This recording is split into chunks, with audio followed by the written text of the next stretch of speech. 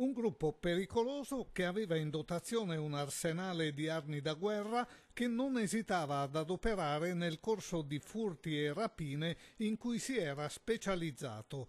La Polizia di Venezia, assieme alle squadre mobili di Treviso e Padova, ha tratto in arresto il sesto uomo che finora era sfuggito alla cattura.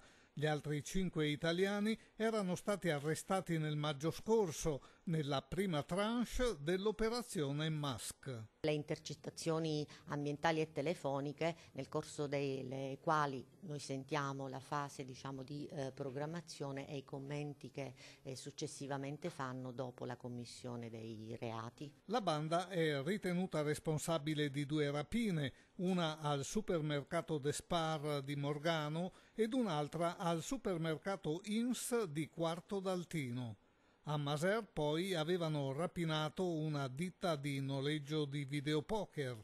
I 6 sono anche imputati di una tentata rapina all'ufficio postale di Caerano San Marco. Quando programmavano la commissione di una rapina, loro parlavano di partite amichevoli oppure di incontri a tennis, tant'è che le armi venivano trasportate in sacche da tennis. Fra gli arrestati 2 fratelli, Marco e Costante Carraro, risultano essere stati collegati alla mala del Brenta.